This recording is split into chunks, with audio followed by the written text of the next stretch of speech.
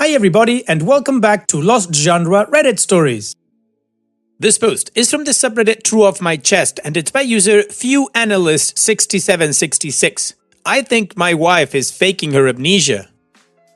My wife was in a car crash 2 months ago. It was bad, but not lethal. She was in a coma for 3 days and when she woke up, she was confused. That is normal. But the first thing she told me was, "Who are you?" I thought she was making a joke or something, but she continued to act like she didn't know me. Her parents were also at the hospital and she recognized them immediately, but she apparently didn't know her husband of 4 years. The doctor said that from her head injuries, amnesia was uncommon but not impossible. When she was discharged, she refused to come home with me even when her parents told her they would be there too, and she went home with them. She still refuses to see or talk to me even when she has seen proof of our relationship, pictures, videos, her things at our place. And the thing is, I don't believe her.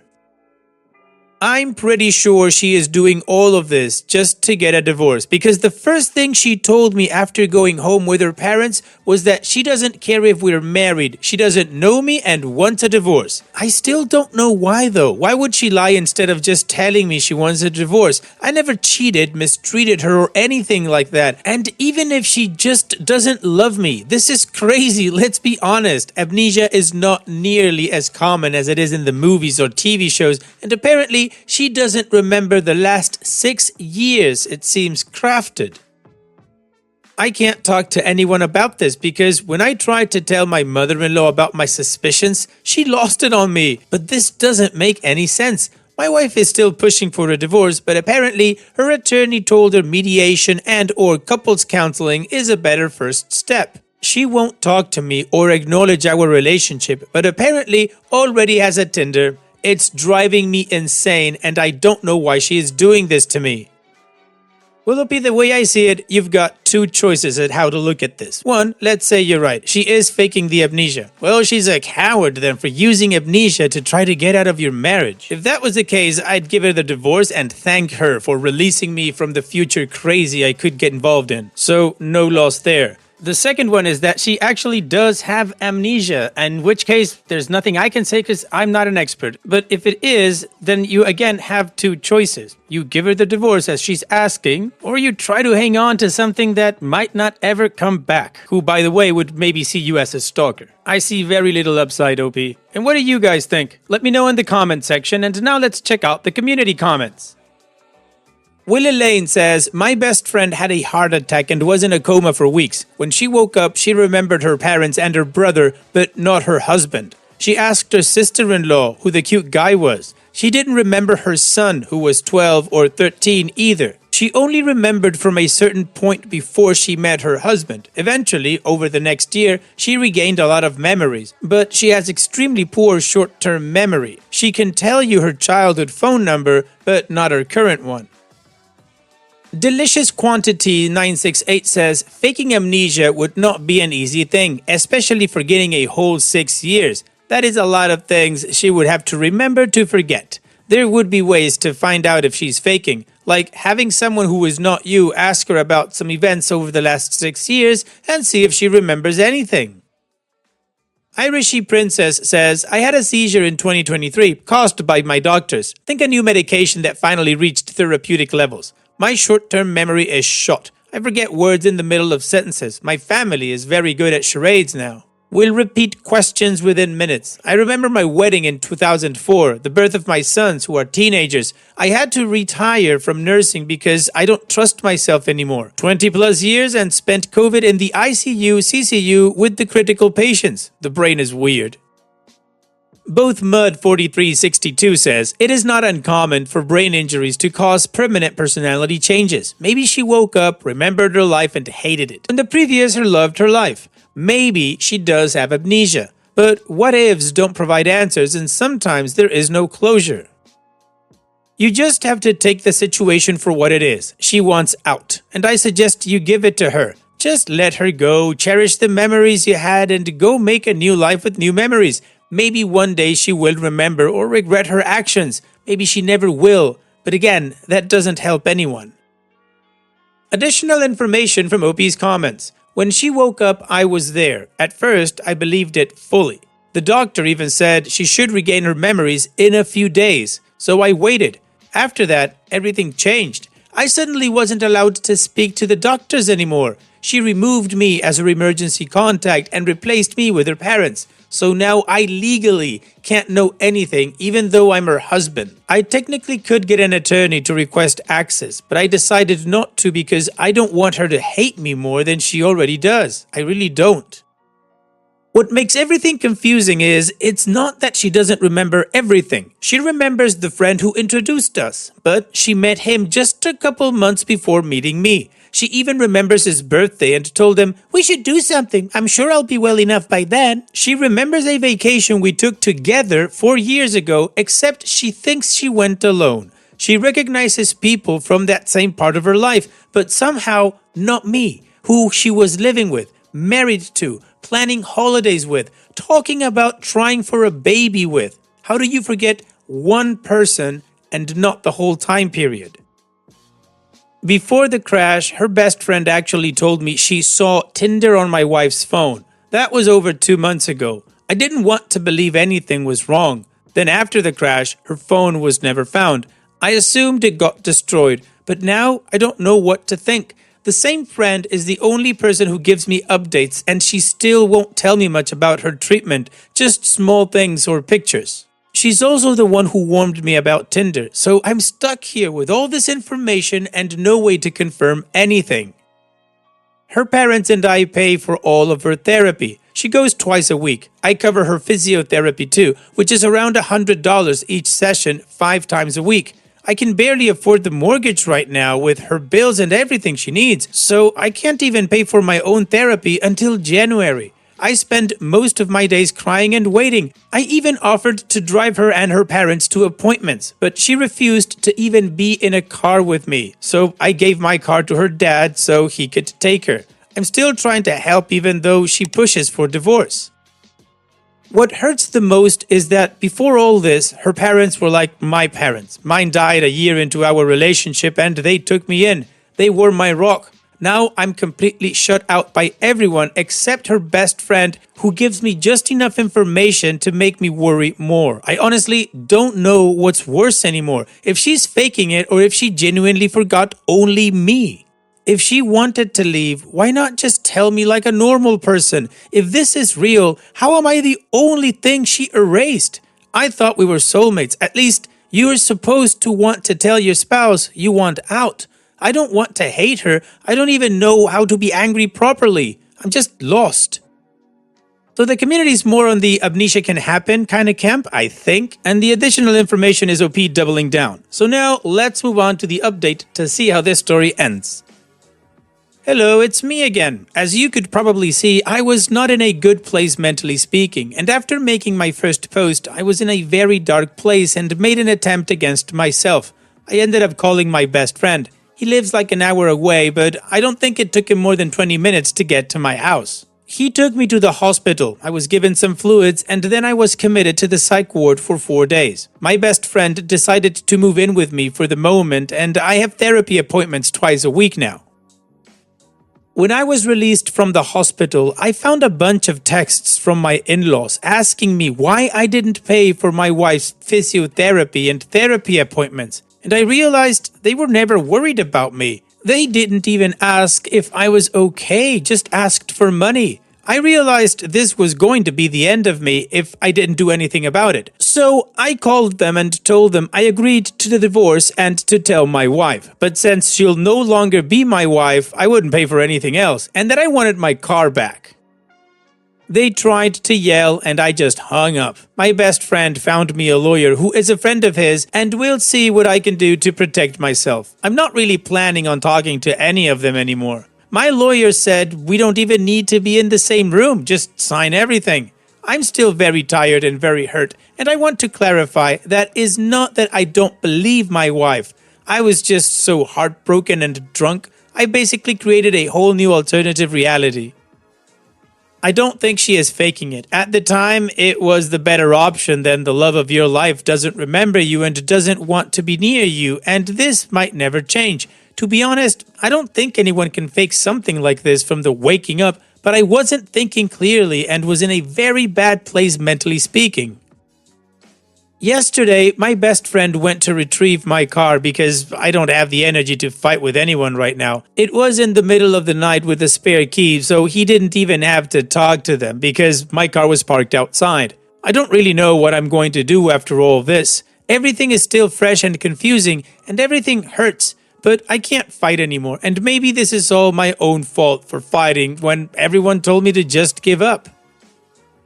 I haven't heard anything from my ex, and I blocked my in-laws, but I assume we'll hear from them soon because I took my car and I stopped all payments. I appreciate the kind words and the ones trying to reason with me, but at the moment I wasn't ready to listen. Right now, I just want to get better and move on with my life. I asked for time off at my job so I can process everything, and I'm just relaxing. I haven't realized how bad I was sleeping until today I woke up around 2 p.m.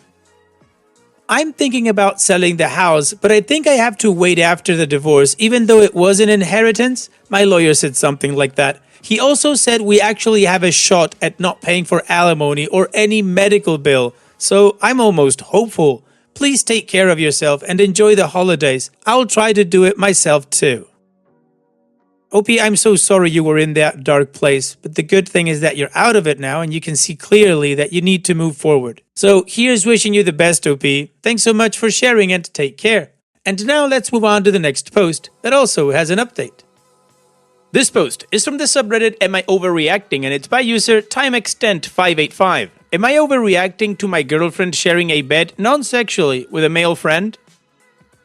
I, 25 male, have been in a long-distance relationship with this girl, 24 female, for about 4 months now. She has a friend, straight, 22 male, from college, who she is really close to, who she says she sees as a brother. She also insists that the feeling is mutual and that he only sees her as a sister. Yesterday, he flew to her city to meet her and booked a room. She told me that she is going to meet him, but won't be staying. She went to visit him in the room and stayed there the entire day. She called me around 10 p.m. and told me that they just spent the whole day in the room and were going to watch a movie while having dinner.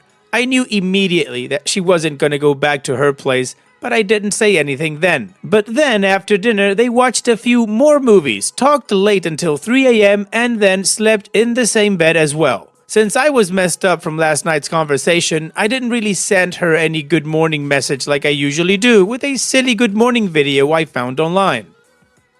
I just said that I didn't sleep well and sent the video, to which she replied, "Well, it's too late. We have both woken up," confirming that they slept in the same room at least. This absolutely messed up my entire day today, but wasn't going to bring it up as long as the guy is still around her. But she called me in the evening today and she was talking in detail about what they did yesterday, probably to make it clear that she isn't hiding anything from me, and said that they will probably do the same tonight as well, staying up till 3 a.m. talking.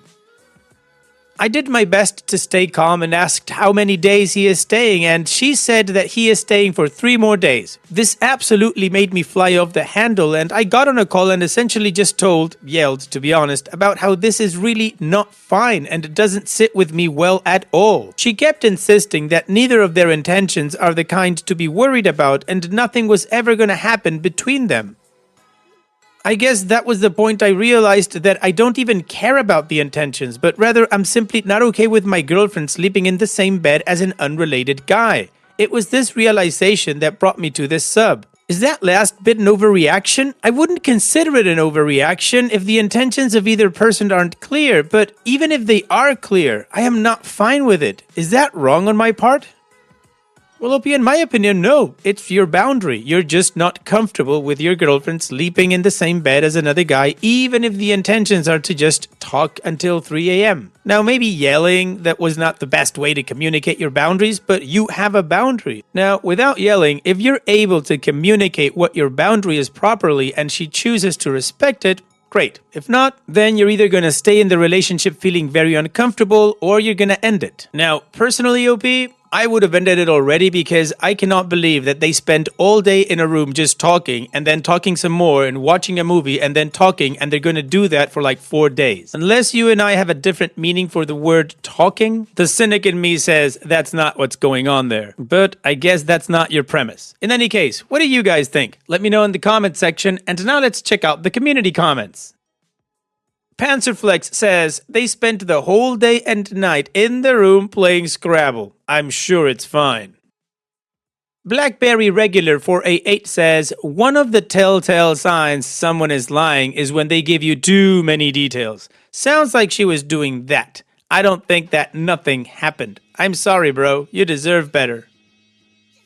And Imaginarian Photos says, you are underreacting. How would she feel if your situation were reversed? That's a rhetorical question, of course. As a woman, I can tell you that she'd flip out on you if your lady bestie stayed all day and night with you, because she would know that you're full of crap, full stop.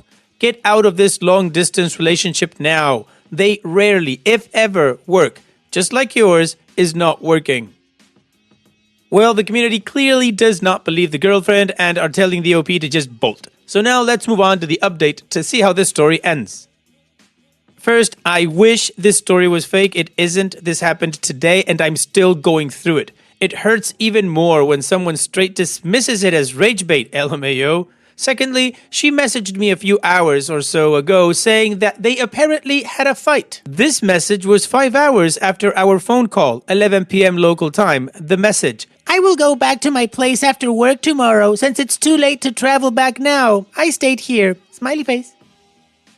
After that absolutely perfect message, she apologized for not realizing that her decisions affect me as well. Whatever the F that's supposed to mean.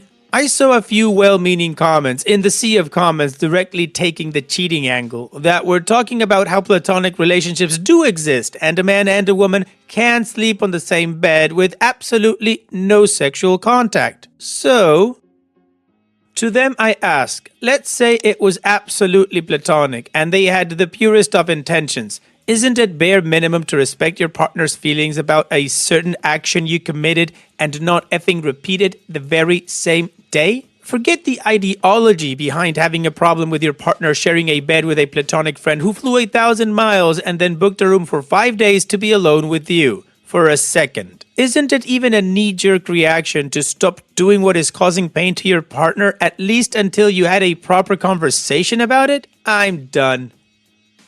OP's final update. I really can't even reconstruct the calls that happened today, but one of the things I brought up in the calls was from the comments under this post. How was it a spontaneous decision to stay over if she didn't plan to in the first place and didn't take any clothes? This was actually the only thing that found its way from Reddit into a real conversation with her. I got a pretty clear answer. She took them in case I had to stay over for 2 days. Honestly, it was just laughable because it was very clearly decided before she left her place. It wasn't even one change of clothes, but rather 2, considering that she spent 2 nights there and went to work on the 3rd. There are so many other things. So many new random red flags popped up after that I can't even begin to write it all here. I am so absolutely exhausted with 2 wild days of emotional and physical turmoil. I knew I was pretty much done after her immediately disrespecting my boundaries, but the crap she said over the calls just removed all doubt in my mind that we are absolutely incompatible with each other. Our idea of relationships, friendships, and families all got called into question in my mind, and I knew what had to be done. I would like to thank everyone who took the time to read my post. It's effing long, just realized, and commented sensibly. I would also like to thank the people who reached out to me to ensure I am doing fine and to give their 2 cents on the matter. I will thank you guys in our chats as well, of course. Thanks all. Well, P, honestly at this point, doesn't matter how you got there and you're free. So here's wishing you the best. Take care and thanks for sharing. And now let's finish this video with a mood booster post. This post is from the subreddit Petty Revenge and it's by user Executor of Judgment. My manager always called for a 20-minute team meeting after work, unpaid, so I finally had enough. By the way, this is not in America, so US labor laws don't apply here. This was a small team of 10 people that the manager was assigned to, myself included. I was the last person to be hired on the team. Everybody was my senpai, and on the first day I worked there, they called a team meeting after work. We log off our computers at 4:55 p.m., go to the meeting room, and we clock out at 5:15 p.m. Every day like clockwork. I said, no problem, that's an extra 2.5 hours on the bi-weekly paycheck, and we didn't have to do any actual work except listen.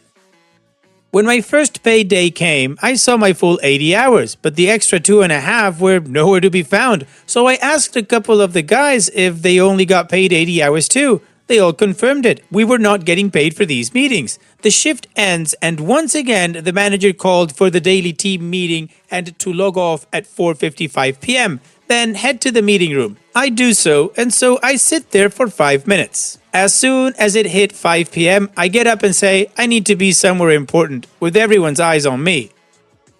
The manager says, okay. I leave the room, clock out, and go home. The next day, I do the same, and again and again. The manager never stops me. Then the manager pulls me to the side one day and asks, what's this important thing that I need to get to after work every day? And I tell him it's a personal matter, and he leaves it at that. Pretty soon it catches on. The other guys start leaving right after me, and eventually, within a matter of days of me starting to leave at 5, everyone else started doing so. The manager started scheduling the meetings for 4:40 p.m. All it took was one person to not take this crap anymore. Nicely done, OP. Good for you. That is very assertive. I don't know if it's any kind of revenge, but I still enjoyed your story very much. Thanks so much for sharing. And that's it for today's video. Thank you so much for taking the time to watch it. Now, if you've gotten to this point in the video, I assume that you like these stories that I'm reading out. So here are a couple more that you might enjoy. And if you don't have any time to watch another story right now, save it for later. And also, don't forget to hit that subscribe button.